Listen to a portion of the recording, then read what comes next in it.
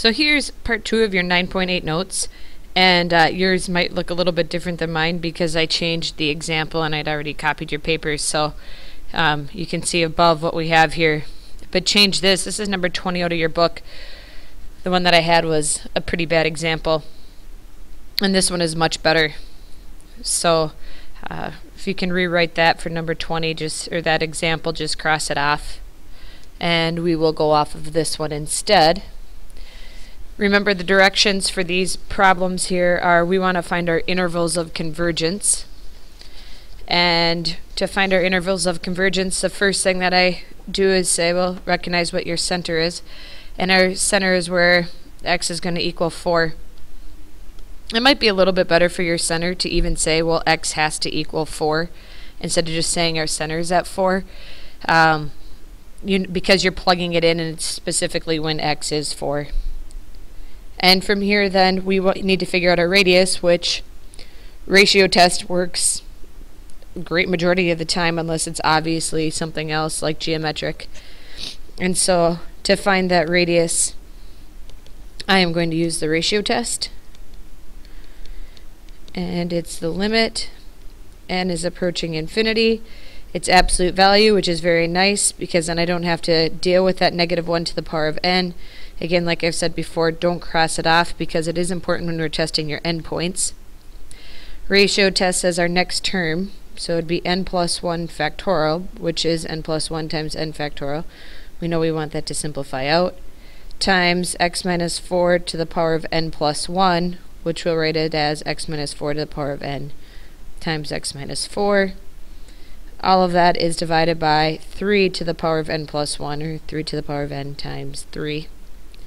And instead of dividing by our original function here, we are going to multiply by the reciprocal. So 3 to the power of n divided by n factorial x minus 4 to the power of n. Put the absolute value over there. Going to have a long fraction. And again, we want to simplify out as much as possible. N factorial is gone. X minus 4 to the power of n is gone. 3 to the power of n is gone.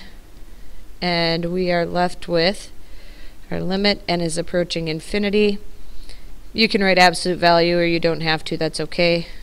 We have n plus 1 times x minus 4, all divided by 3. Again, we can never break up our center. Your center has to stay as x plus or minus whatever number it may be, and that always creates a number.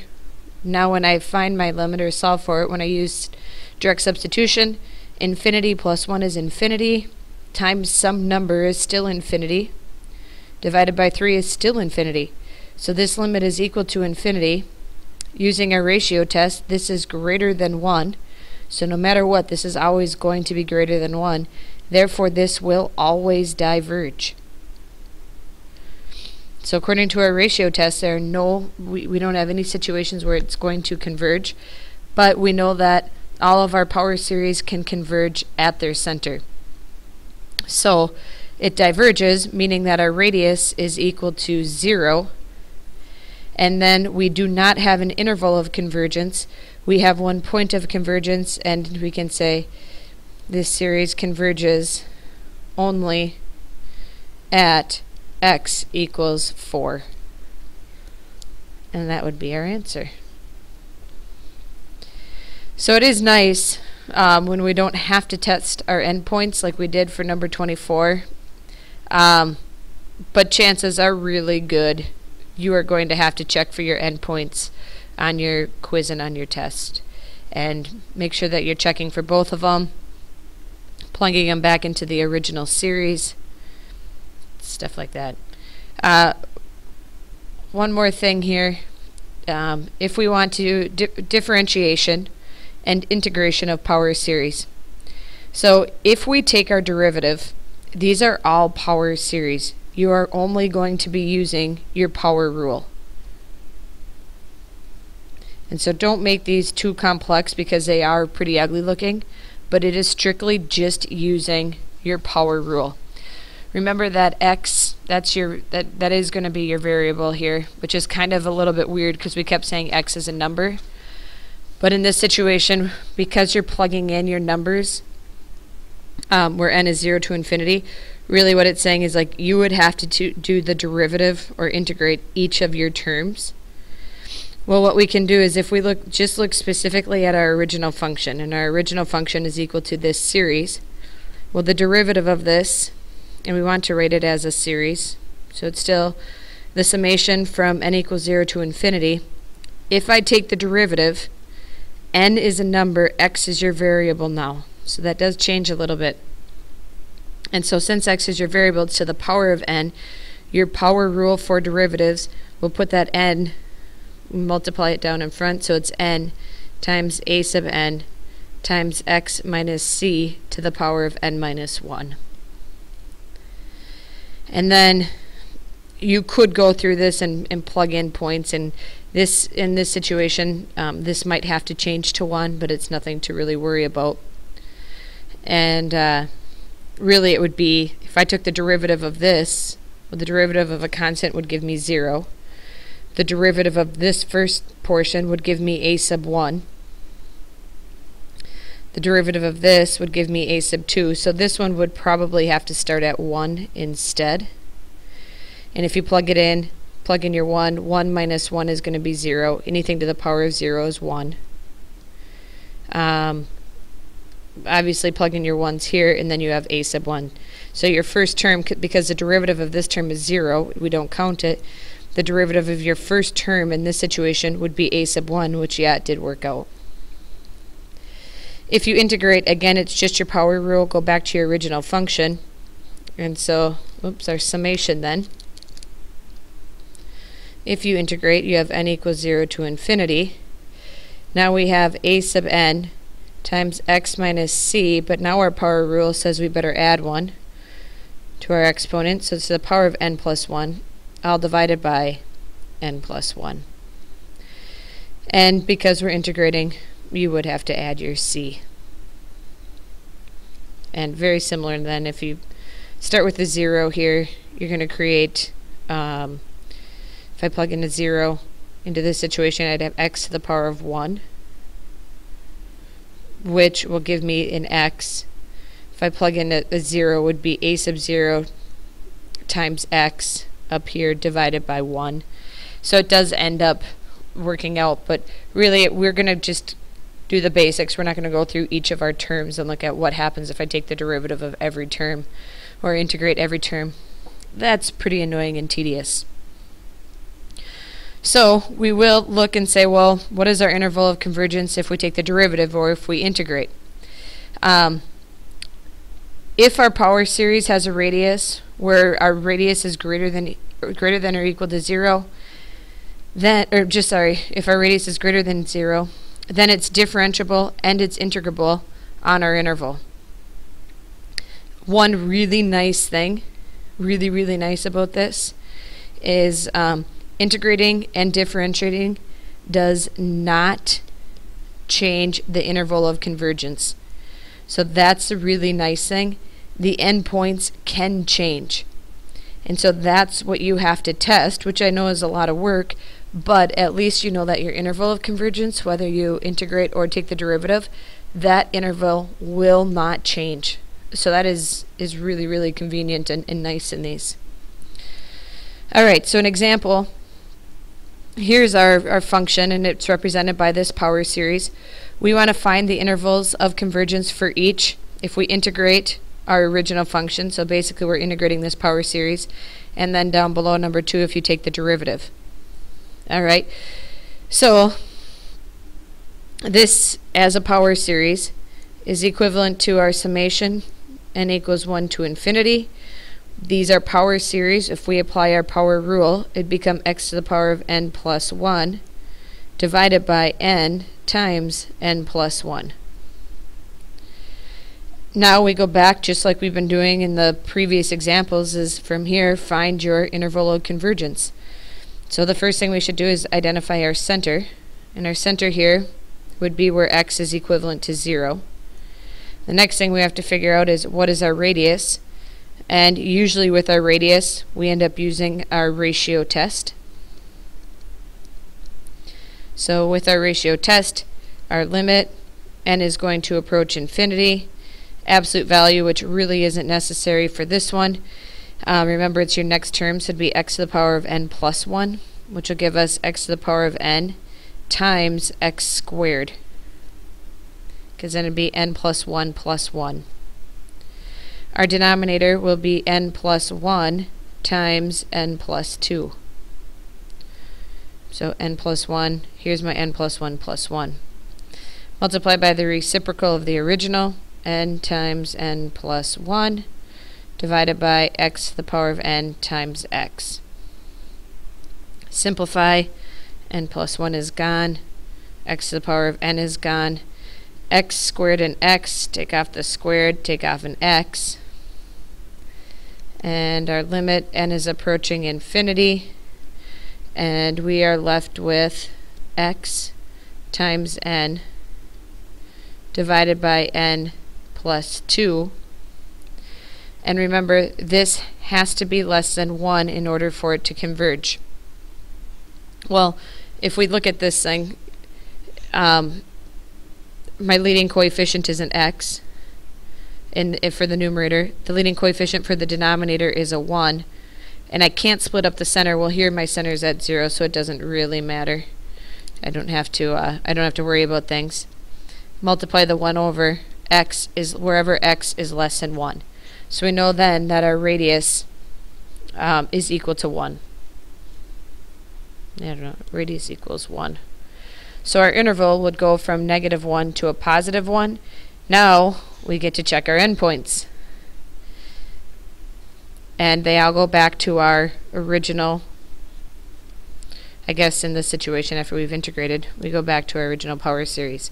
So if we let x equal a -1, we have from 1 to infinity, -1 to the power of n plus 1, divided by n times n plus 1. This is really nice. Obviously, it's an alternating series.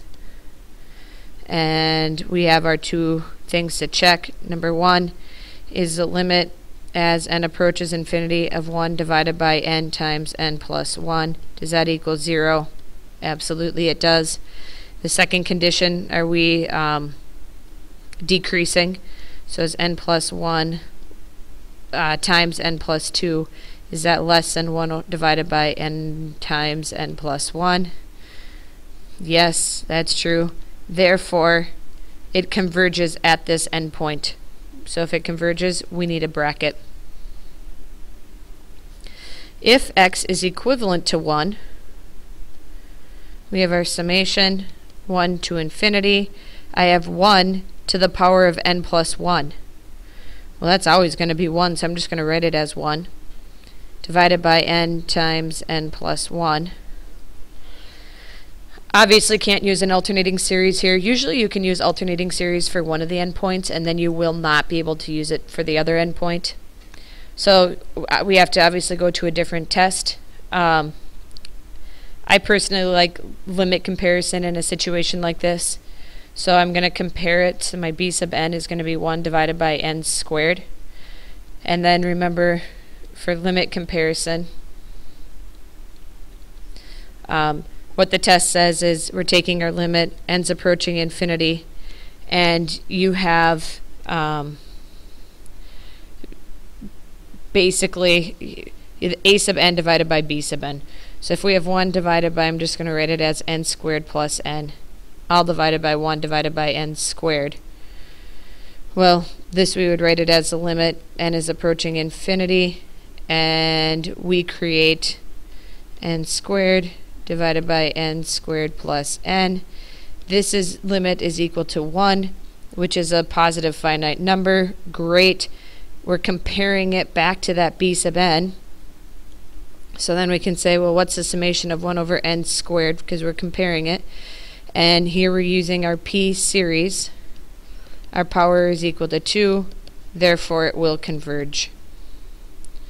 And so both endpoints in this situation end up converging.